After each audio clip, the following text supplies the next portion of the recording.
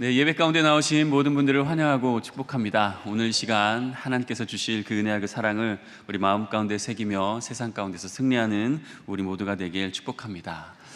네, 벌써 시간이 흘러 이제 히브리서 13장 마지막 장 말씀을 함께 나누게 되었습니다. 그동안에 하나님께서 주신 히브리서를 통해서 주신 그 하나님의 은혜와 사랑, 또한 그 믿음의 선진들의 모습을 우리가 본받고 주님 앞에 나아가는 우리 모두가 되길 다시 한번 축복합니다. 우리가 잘 알다시피 히브리서 내용은 그들에게 닥쳐진 그 핍박과 고난 가운데 우리의 대제사장이시며 우리의 모든 것 대신 그 예수님을 바라보며 우리가 승리하자라고, 믿음을 지켜나가자라고 그렇게 담대히 나가는 말씀입니다. 그런 가운데 오늘 우리가 읽은 이 13장, 또 오늘 본문의 말씀은 히브리서 12장 28절의 말씀과 좀 내용이 이어지는데요, 우리가 히브리서 12장 28절을 함께 읽어보도록 하겠습니다. 시작. 그러므로 우리가 흔들리지 않는 나라를 받았은즉 은혜를 받자. 이로써 말미암아 경건함과 두려움으로 하나님을 기쁘시게 섬길지니. 아멘. 우리가 흔들리지 않는 나라를 받았다라고 그렇게 12장 28절에서 말씀하고 있습니다. 흔들리지 않는 나라를 받았다라는 말은 무슨 말일까요? 반대로 이 세상은 지금 흔들리고 있고 믿는 우리가 받은 그 하나님께서 주신, 허락하여 주신 그곳은 흔들리지 않는다라는 것입니다. 그렇습니다. 우리가 살아가는 이 세상은 온전한 세상이 아닙니다. 늘 흔들리고 있습니다. 또한 지금 우리가 누리고 있는 이 평화도 영원히 지속될 것 같지만 또 언제 갑자기 깨질지 모릅니다. 또한 뿐만 아니라 우리의 인생은 늘 흔들리며 또한 늘 불안한 그런 상황 가운데 살아가는 것이 우리의 모습입니다. 이런 가운데 우리는 흔들리지 않기 위해 중심을 잡고 또한 균형을 잡으며 살아가야 할 줄 믿습니다. 우리가 흔들리지 않고 중심을 잡기 위해 또한 그렇다면 우리가 해야 할 것은 무엇일까요? 오늘 말씀을 통해 믿음이 흔들리지 않고 중심을 잡고 온전한 그 믿음 가운데, 그 삶 가운데 나가는 삶을 허락하시는 그 하나님의 마음을 오늘 말씀을 통해 우리가 찾아보며 함께 그 은혜를 나누길 소원합니다. 첫 번째로는 바로 중심을 잡기 위해 균형을 잡으라입니다. 우리는 어떤 흔들림이 없는 경우에는 이렇게 편안하게 잘 설 수가 있습니다. 땅이 고르고 또한 흔들리지 않는 상황 가운데서는 두 팔을 벌리든 아니면 손을 모으든 앞으로 뻗든 뒤로 뻗든 우리는 잘 편안하게 서 있을 수 있습니다. 그렇지만 움직이는 무언가, 버스나 배나 또한 비행기나 또한 자전거든 움직이는 어떤 것이든 그것을 타고 있을 때 멍하니 있다면 우리는 분명히 넘어지고 말 것입니다. 그러기에 그 몸을 계속적으로 움직여 중심을 잡아야 하죠. 중고등학교 시절 이제 버스를 타고 학교에 등하교를 했습니다. 참 버스 안에서 많은 재미있었던 일들이 또한 추억들이 있었던 것 같습니다. 그 가운데 이제 특히 많이 좀 기억나는 것이, 또한 그 당시에 버스가 이렇게 자주 많이 다니지 않았고 또 많은 사람들이 이용을 해서 사람들이 꽉꽉 차게 되면은 이 버스 아저씨가 사람이 뒤로 가라고 그냥 악셀레다를 한번 붕 밟죠. 그럼 사람이 우르르 뒤로 쏟아지고 맙니다. 그러면 정말로 아수라장이 됩니다. 또 반면에 사람이 없을 때 또 급하게 운전하시는 아저씨들이 급브레이크를 밟으면 갑자기 사람이 앞으로 튀어나가는 경우가 있죠. 한 번은 하굣길이었습니다. 그게 사람이 별로 없었고 또 친구들이랑 가는데 저는 무엇인가를 꼭 손잡이를 꼭 붙잡고 있었는데 옆에 있는 친구가 잡지 않고 있었나 봅니다. 또 마침 아저씨가 신호가 걸렸는지 앞에서 차가 끼어들었는지 급브레이크를 밟아서 그 친구는 앞으로 다다다다 하면서 앞으로 달려나갔습니다. 달려나간 곳이 이제 아저씨 앞까지 달려나간 것이죠. 운전사 아저씨까지. 정말로 만화에서 볼 듯한 그런 상황이 펼쳐진 것입니다. 두 분이서 친구와 아저씨가 멋졌는지 그냥 친구가 안녕하세요 하고선 뒤로 인사를 하고 뚜벅뚜벅 걸어온 그러한 기억들이 있습니다. 또 아무리 손잡이를 잡아도 버스가 급하게 가면은 갑자기 서 있다가 중심을 잃어서 그 앉아있던 아저씨, 할아버지 또는 여학생의 무릎 위에 살포시 앉는 경우도 있죠. 이렇듯이 그 움직이는 버스 안에서, 움직이는 그 상황 안에서 우리가 무엇인가 꽉 잡지 않고 또한 중심을 잡지 않고 균형을 못 잡는다면 우리는 정말로 당황스러운 상황 가운데 빠질 수밖에 없습니다. 오늘 말씀 가운데 보면 1절부터 5절까지를 보면 흔들리는 세상 가운데서 중심을 잡기 위해 우리가 어떠한 모습으로 균형을 잡고 나아가야 하는지를 말씀하고 있습니다. 자막을 띄워주시죠. 그래서 각 절별로 제가 요약을 했습니다. 1절에는 형제를 사랑하라 라고 그렇게 말씀하고 있습니다. 그리고 2절에는 손님을 대접해라, 3절에는 갇힌 자, 학대받는 자를 생각하라, 그리고 4절에는 결혼과 그 가정생활을 올바로 하라, 그리고 5절에는 돈에 대한 그 가치관을 바꾸며 살아가라 라고 그렇게 말씀하고 있습니다. 1절에 형제를 사랑하라고 말씀하십니다. 형제를 사랑한다는 것, 이 사람을 사랑한다는 것 참으로 어려운 일입니다. 분명히 그 형제가, 사람이, 그분이 틀린 것이 아니고 나와 그냥 다를 뿐인데 그것을 참 다른 것을 알고 이해는 하겠는데 그 형제의 모습을 받아들이기가 너무나도 어렵습니다. 더구나 한 공동체 안에서 믿음 생활을 하는 그 형제 자매가 사랑한다는 것 얼마나 어렵고 힘든지 우리가 몸소 경험하고 있습니다. 또 많은 상담을 해보면 이 누군가에게 상처를 받아서 교회 나가기 싫다, 그리고 나의 자녀가 나가지 않고 있다라는 그런 소식을 들을 때 참 마음이 아픕니다. 이 세상 사람들은 이 관계에 어려움이 있으면 그 마시는 주님을 찾아가면서 함께 짠짠하면서 그 안에서 서로 위로하고 또 서로 털어버리는데 우리는 그럴 수가 없잖아요. 또 맨정신에 참 이 멋쩍은 그 관계 가운데서 굉장히 어렵습니다. 우리가 겉으로 보기에는 다 웃는 것 같고 또 서로 친한 것 같지만 속으로는 조금씩의 그 앙금과 아픔이 있는 것이 사실입니다. 이렇듯 형제를 사랑하는 것은 결코 쉬운 일이 아닙니다. 그럼에도 불구하고 히브리서 기자는 형제를 사랑하라라고 우리에게 말씀합니다. 왜일까요? 형제를 사랑하지 않으면 그 미움과 원망과 서로의 그 의심 속에서 끊임없이 서로를 공격하며 또한 그 가운데서 다가오는 그 자신들에게 다가오는 그 핍박과 그 박해로 인해 그 믿음의 공동체가 무너질 수 있기 때문에 그렇습니다. 당시의 분위기가 그랬습니다.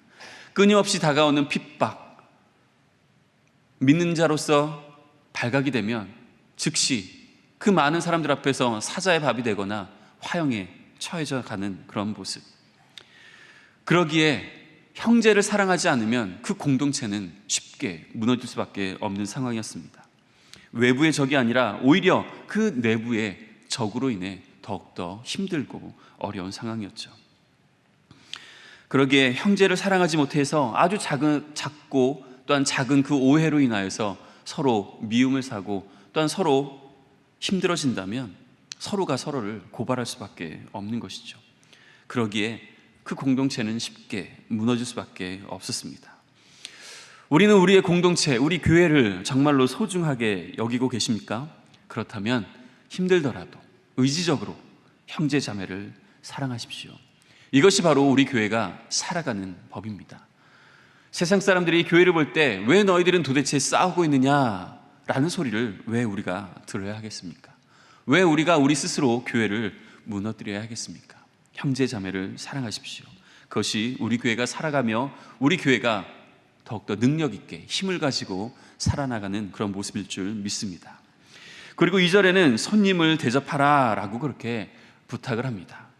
이 손님을 대접하는 것은 나와 크게 상관이 없는 사람을 대접하라는 것입니다. 또한 그 당시의 상황을 보게 되면 핍박을 받고 도망다녔던 많은 신앙인과 전도자들이 있었습니다.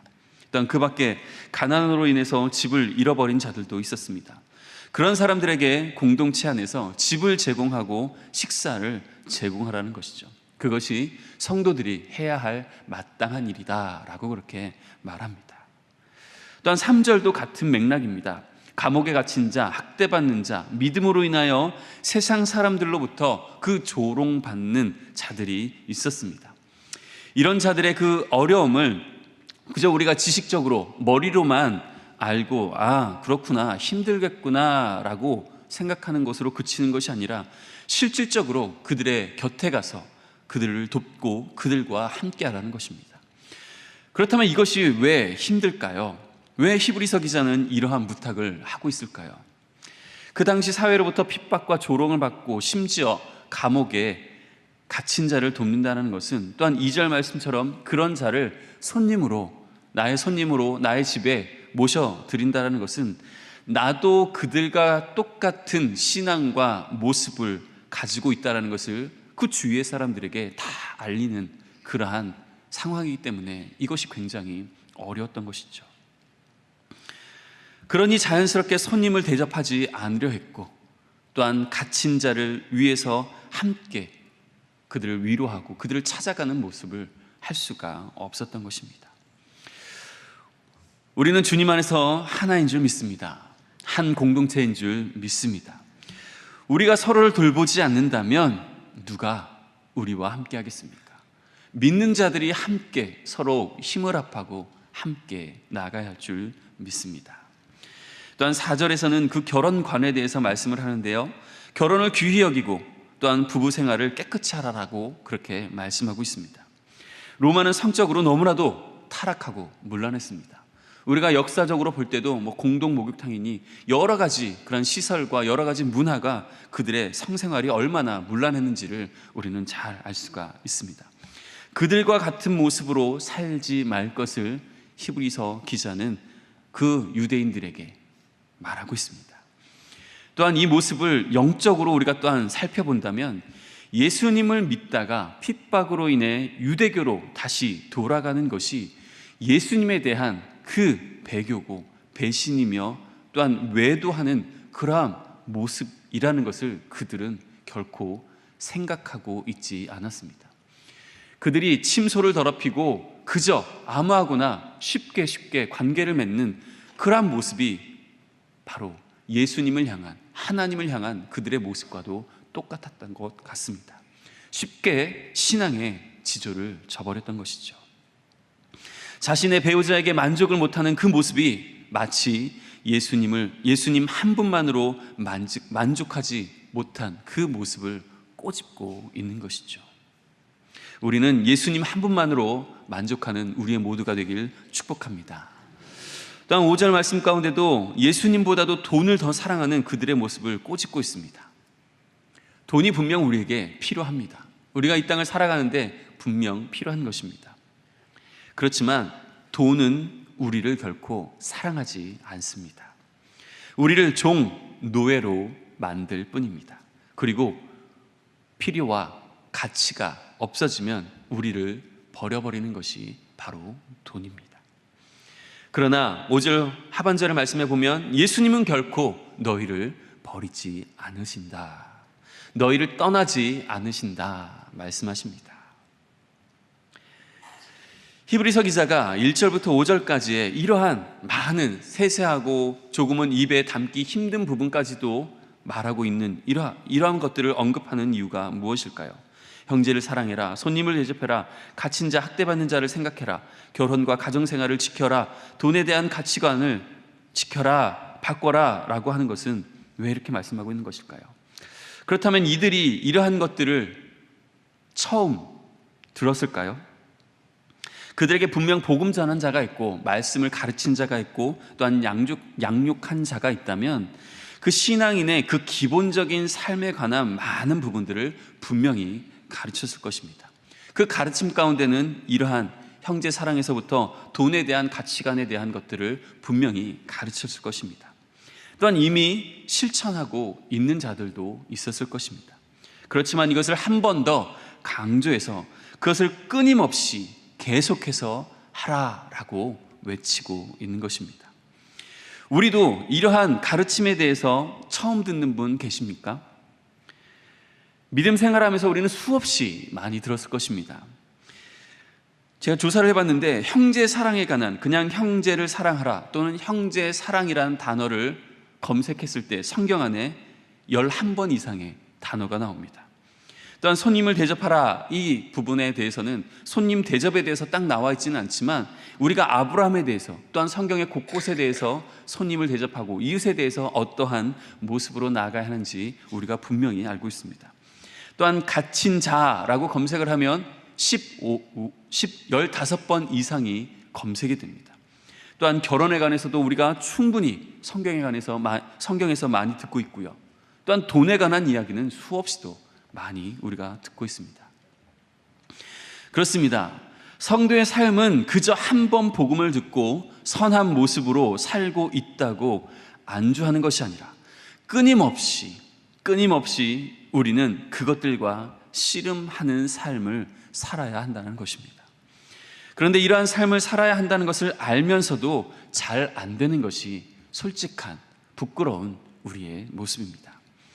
저도 중학교 1학년 때부터 신앙생활을 시작했습니다. 초등학교 때 잠깐 나가봤지만 정말로 끊임없이 신앙생활을, 또한 예수님을 인격적으로 영접하고 나갔던 때가 중학교 1학년 때인 것 같습니다. 그 이후로부터 벌써 30년이 다 돼가는 그러한 시간이 흘렀습니다. 또한 목사도 되어 있습니다. 그렇지만 그때나 지금이나 살펴보면 정말로 그냥 제자리에 머물러 있는 그러한 삶인 것 같습니다. 계속적으로 짓는 죄를 반복적으로 짓는 것 같고, 반복적으로 잘못하는 것들을 또 잘못하는 것 같고, 형제를 사랑하지 못하고 끊임없이 미워하는 것이 아무리 봐도 저의 모습인 것 같습니다. 하나님은 왜 우리를 이렇게 만드셨을까요? 왜 단번에 성화되어 예수님을 믿은 그 시간 이후로부터는 모든 것이 완벽하게 정말로 예수님을 닮은 그 모습으로 살아가면 참 좋을 텐데 왜 우리는 끊임없이 훈련받고 변화되는 나의 모습과 씨름해야 하는 것일까요? 히브리서를 묵상하면서 그 가운데 담겨진 그 은혜가 있는 것 같습니다. 우리를 연약하게 만드신 이유, 바로 우리가 넘어질 때마다 우리의 모습을 보게 하십니다. 그리고 그 쓰러진 그곳에서 그 십자가의 은혜를 바라보게 하십니다. 그 말씀이 바로 6절이죠. 6절 말씀을 보면 주님은 나를 돕는 분이다 라고 그렇게 말씀하고 있습니다. 그렇습니다. 주님이 나를 도와주고 계십니다. 내가 내 힘으로 결코 살아가는 것이 아니라 주님께서 나를 돕고 계십니다. 그 주님을 바라보십시오. 나를 도우시는 주님을 의지하며 날마다 그 자리에서 끊임없이 우리는 움직여야 합니다. 끊임없이 우리는 균형을 잡는 삶을 살아 나아가야 합니다. 그 움직임, 그 몸부림이 그저 1절부터 5절까지의 몇 가지로만 정리되어 있지만 많은 부분들이 바로 우리가 끊임없이 때로는 두 팔을 벌리고 때로는 앞으로, 때로는 몸을 낮춰서 우리가 균형을 잡아야 하는 모습이 바로 우리의 모습입니다. 그 흔들리는 세상 속에서 끊임없이 균형을 잡아야 할 줄 믿습니다. 그래야만 우리는 결코 넘어지지 않을 것입니다. 우리를 붙들어 주시고 또한 우리와 함께 하여 주시는 그 주님의 또한 손을 붙잡고 균형을 잡고 주님과 동행하는 우리의 삶이 되시길 축복합니다. 그럴 때 우리의 삶 가운데 정말로 또 다시 쓰러짐은 있겠지만 다시 그 주님을 붙잡고 우리는 승리하는 삶을 살게 될 줄 믿습니다. 두 번째로 우리가 살펴볼 것은 중심을 잡기 위해 무게중심을 찾으라입니다. 중심을 잡기 위해 우리가 끊임없이 균형을 맞춰야 합니다.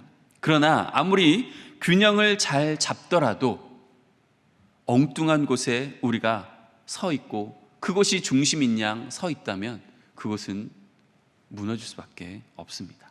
정말로 탄탄하고 튼튼하고 또한 올바른 그 중심 가운데 우리가 서 있고 그곳에서 무게중심을 잡아야만 우리가 결코 넘어지거나 쓰러질 수가 없는 것이죠. 우리가 함께 7절 말씀을 읽어보도록 하겠습니다. 함께 읽겠습니다. 시작. 하나님의 말씀을 너희에게 일러주고 너희를 인도하던 자들을 생각하며 그들의 행실의 결말을 주의하여 보고 그들의 믿음을 본받으라. 아멘. 이게 무슨 말씀인가요? 바로 11장에 나오는 그 수많은 믿음의 선진들의 모습을 기억하고 그들을 보고, 그들의 믿음을 보고, 그들의 행실을 보고 환난과 핍박 가운데서 믿음을 지켜라 라고 권면하고 있습니다. 다른 말로 표현한다면 흔들리는 세상 가운데서 흔들리지 않기 위해, 넘어지지 않기 위해 끊임없이 몸부림을 하고 노력을 하고 땀 흘렸던 그들을 기억하라 라고 말씀하고 있습니다. 이러한 믿음의 선진들이 우리에게 많은 도전이 되지만 또 한편으로는 우리는 그들의 모습을 끝까지 바라보기가 힘듭니다. 왜냐하면 그들도 우리와 동일한 성정을 가진 사람이기 때문에 그렇습니다. 그들도 우리와 같은 허물을 가지고 있는 사람입니다. 아브라함은 자신의 아내를 팔았고, 또한 다윗은 정말로 해서는 안 된 일들을 하였고, 또한 수많은 그런 인물들 가운데 모습을 보면 우리들이나 그들이나 똑같은 모습입니다. 그럼에도 불구하고 그들을 믿음의 선진들이라고 부를 수 있는 이유가 무엇일까요? 그것은 바로 예수님 때문입니다. 예수님께서 그들을 덮어주시고 그들과 함께 하셨기 때문에 그렇습니다. 우리가 함께 8절 말씀을 읽어보도록 하겠습니다. 시작. 예수 그리스도는 어제나 오늘이나 영원토록 동일하시니라. 어제나 오늘이나 변함없으신 예수님, 그 예수님이 바로 그 믿음의 선진들의 주인이 되어 주셨습니다. 모든 것이 되어 주셨습니다. 그들의 허물과 죄를 덮어 주셨습니다. 그러기에 우리가 그들을 믿음의 선진들이다 라고 바라보며 그들을 우리의 모토로 삼고 그들과 같은 모습으로 살아가게 되는 것이죠. 그렇습니다. 어제나 오늘이나 변함없으신 예수님께서 동일하게 우리의 구주가 되어 주십니다. 변함없으신 주님이십니다. 또한 신뢰할 수밖에 없으신 그 주님이십니다. 언제나 그 자리에 계신 주님이십니다. 이 동일하다라는 것은 우리가 생각하기에 똑같다라는 그런 의미처럼 보이는데, 이 헬라어 원문 아우토스는 똑같다의 의미가 아니라 그 어떤 것도 변하지 않는 것, 변하지도 않고 변할 수도 없고 여전하다라는 그런 의미입니다. 이 말씀을 통해 우리는 예수님의 그 속성을 알 수가 있는 것이죠. 스스로 계시며 천지를 창조하신 전능하신 하나님이시며 천지를 창조하시기 전부터 영원토록 변하지 않으시고 또한 변할 수도 없으신 영원한 그런 분이시라는 것을 우리는 알 수가 있습니다. 믿음의 선진들이 그 수많은 어려움 속에서 승리를 할 수 있었던 바로 그 힘과 원동력이었던 것입니다. 그러면서 히브리서 기자는 그 동일하신 예수님에 대해서 언급하며 9절과 같이 말합니다. 우리 9절 상반절을 함께 읽어보도록 하겠습니다. 시작. 여러 가지 다른 교훈에 끌리지 말라. 아멘. 여러 가지 다른 교훈에 끌리지 말라라고 교훈합니다. 다른 이단의 교훈과 세상의 가치관에 흔들리지 말라라고 말씀합니다. 즉 다른 것을 보지 말고 예수님만 바라보라라는 것이죠. 왜요? 우리 예수님은 동일한 분이시기 때문에 창세전부터 지금까지, 아니 영원, 그 영원하도록 결코 변함 없으신 동일하신 하나님이시기 때문에 그렇습니다. 그래서 이 7절과 9절 사이에 이 8절은 그 전체의 중심을 잡아주는 그런 말씀입니다. 예수님은 변하지 않으실 뿐더러 언제나 우리의 삶의 정확한 무게의 중심이 되셔서 우리가 흔들리지 않도록 안정함을 주시고 우리에게 평안과 그 기쁨을 주시는 하나님, 그 예수님이십니다. 사랑하는 여러분, 여러분들은 어디에 그 무게 중심을 두고 살아가십니까? 세상의 것에, 아니면 내가 원하는 것에, 아니면 그저 사람들이 말하는 그것에 중심을 바꿔가며 그렇게 살아가고 계시지는 않습니까? 우리의 중심을 동일하시고 영원하시고 결코 변하지 않으시는 그 주님께 두시길 축복합니다. 히브리서 기자는 히브리서를 통해 유대교에서 예수님을 믿는 자로 개종하여 많은 그 어려움과 고난을 당한 그들에게 용기와 격려를 주고 있습니다. 그들의 삶은 결코 호락호락하지 않았습니다. 그렇지만 그들은 믿음을 지켜냈습니다. 끝까지 그들의 마음의 균형을 잡기 위해 말씀을 붙들었습니다. 또한 그들의 중심을 영원히 변치 않으시고 동일하신 예수님께 두었습니다. 이것이 바로 히브리서에서 말하는 그 믿음의 선진들, 그리고 히브리서가 지속적으로 강조하고 있는 그 말씀, 또한 바로 승리의 비결인 것입니다.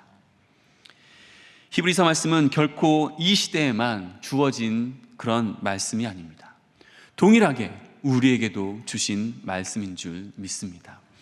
현재 지금을 살아가고 있는 우리에게도 동일하게 역사하고 계시는 하나님의 말씀입니다. 우리의 신앙을 위협하는 것들이 너무나도 많습니다. 우리의 공동체를 파괴하려는 그 사탄의 계략은 점점점 치밀해 갑니다. 이럴 때일수록 우리는 영과 육의 균형의 중심을 잡아야 할 줄 믿습니다. 우리 삶의 여러 모습의 균형을 잡으십시오. 말씀으로 잡으십시오. 말씀으로 교회와 가정의 균형을 맞추십시오. 말씀으로 가정과 직장의 균형을 잡으십시오. 성경 읽기와 드라마 보기의 균형을 잡으십시오. 또한 성도들, 또한 형제와 그 이웃들 간의 그 관계의 균형을 잡으십시오. 우리의 삶 가운데 그 균형을 잡아야 할 것이 얼마나 많습니까? 또한 균형을 잡는 것으로 끝나서는 결코 안 될 것입니다. 그 중심에 예수 그리스도를 모셔 드리십시오. 그러면 어떠한 상황 가운데서도 우리는 승리할 줄 믿습니다. 주님께서 주시는 그 참된 기쁨과 은혜 가운데 나아갈 줄 믿습니다.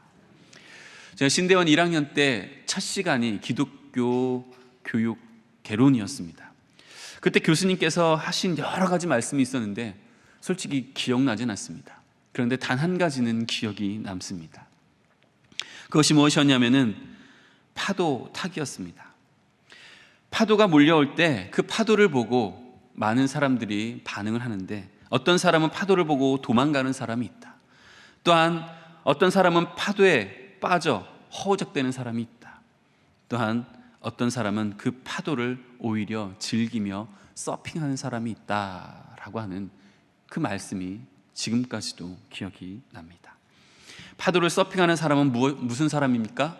바로 균형을 잡고 중심을 잡고 이 세상 가운데서 오히려 그 세상에 빠져서 사는 것이 아니라, 세상에 도망쳐 세상에 빠져 허우적대는 사람이 아니라 오히려 그 세상을 지배하고 세상 가운데서 승리하는 사람이다라는 것입니다. 세상에 거친 파도가 우리에게 하염없이 몰려옵니다. 우리는 어떻게 하시겠습니까?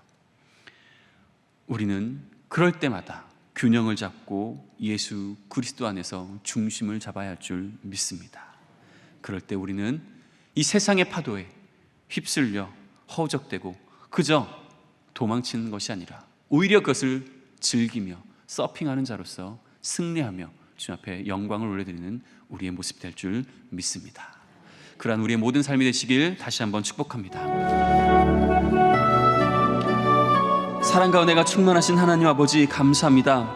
히브리서 13장 말씀을 통하여서, 아니 히브리서 전체의 말씀을 통하여서 더욱더 우리가 주 예수 그리스도만을 바라보며 더욱더 말씀 가운데 우리의 삶의 균형을 올바로 잡고, 또한 영원토록 동일하신 그 예수님만을 바라보며 그 중심을 오직 주께만 두고 나아가기를 간절히 바라며 나아가는 우리의 심령 가운데 하나님의 한량없는 은혜와 사랑 기름 부어주심에 감사합니다. 그 말씀을 붙잡고 더욱더 이 세상 가운데 승리하며 나아가는 우리 모두가 될 수 있도록 인도하여 주시길 간절히 소원합니다. 주님의 은혜와 사랑을 간절히 소원하며 감사드리며 예수 그리스도의 이름으로 기도드립니다. 아멘.